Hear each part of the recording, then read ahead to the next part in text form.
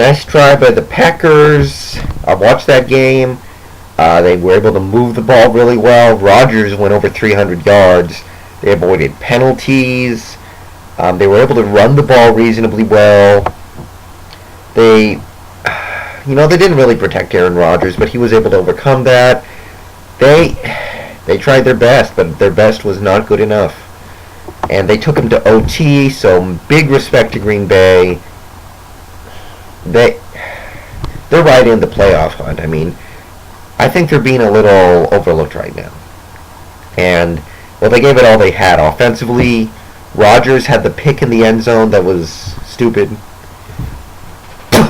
Other than that, he played really well. He was getting pressured, and he was but he was finding open guys.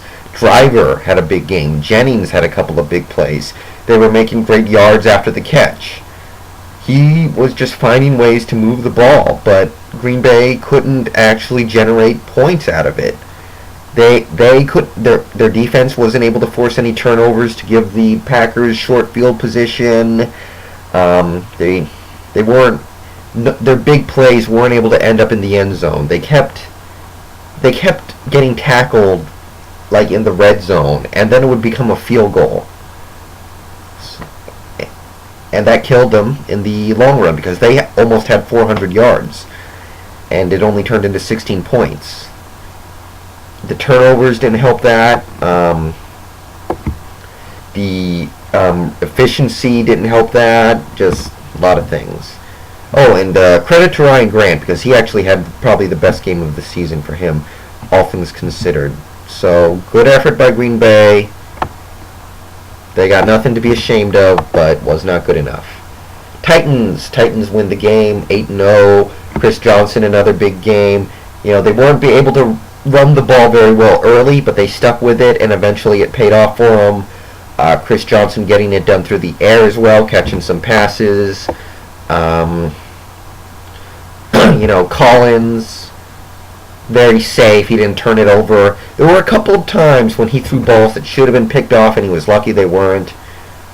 But he'll take that. He'll take the win, definitely. He didn't play well. He couldn't get the ball to receivers. He couldn't get the ball to his playmakers, other than Chris Johnson, but he will take that. Defensively, I'm a little worried because the Titans secondary was letting the Green Bay receivers get open and make big plays.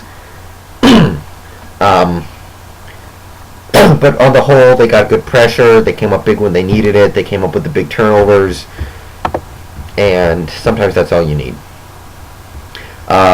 Broncos, Dolphins. Really hate this Denver team. It's a chore to pick games that involve this Denver team because they are crazy talented offensively, crazy explosive. They have no discipline. They have no defense. You never know what you're going to get. You just don't.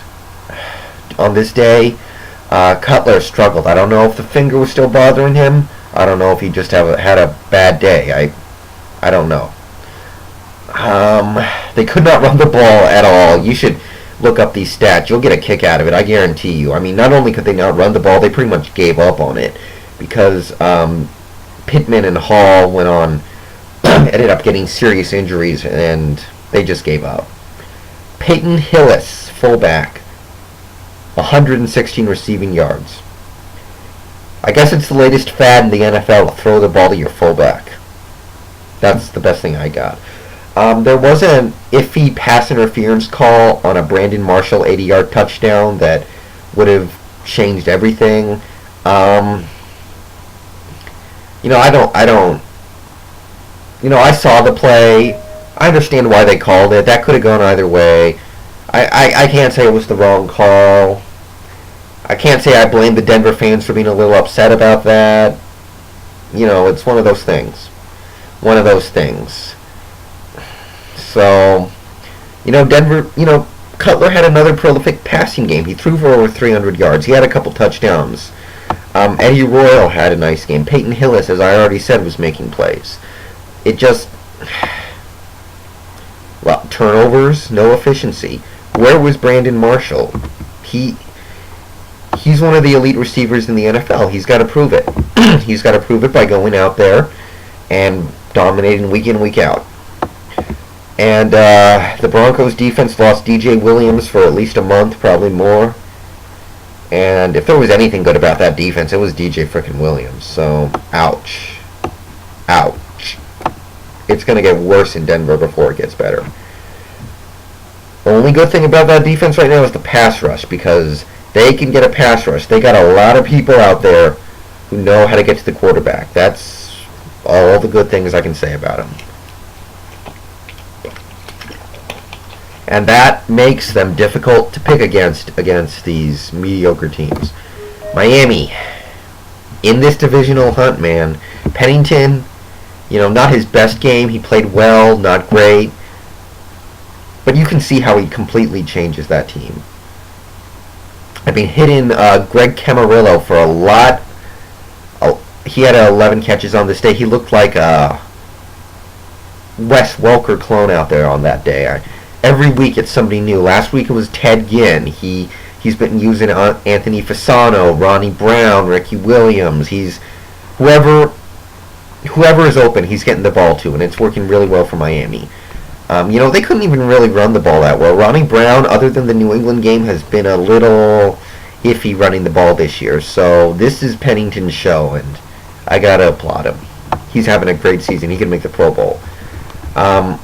Joey Porter continues to dominate this year. He's balling right out of his mind this year. They forced turnovers. They really kept a potent offense down. I mean, the best thing Denver did all game was go to their fullback. So,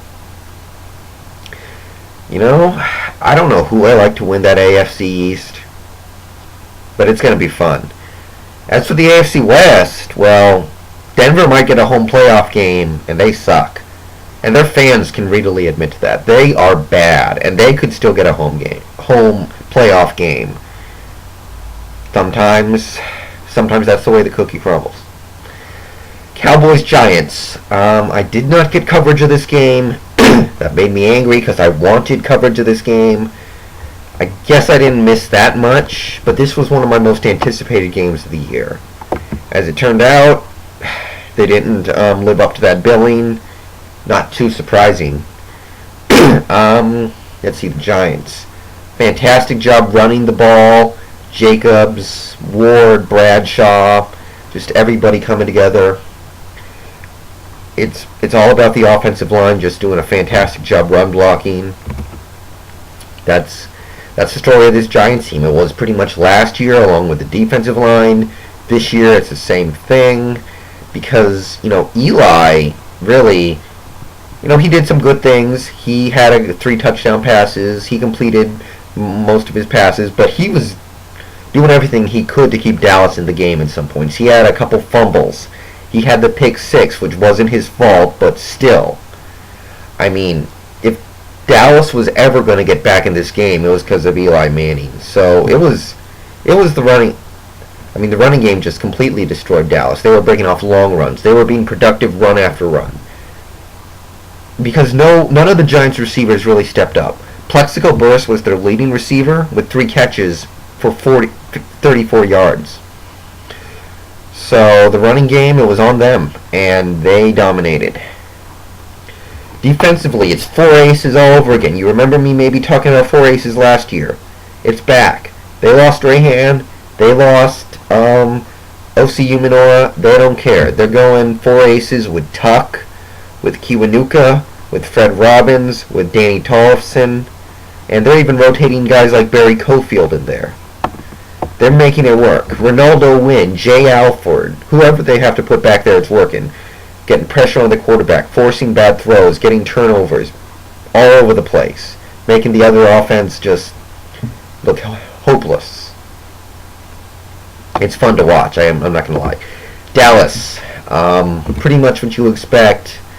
They had the touchdown off the pick 6, which kept them in the game. Bollinger staged a late touchdown drive when it didn't really matter. Other than that, you had some really dumb turnovers, very little running game, bad passes all around. Defensively, you got to say the pass rush stepped up, but they couldn't stop the run. And well, not a lot of good to say here, but they got a bye week to rest up, so things should get better in Big D.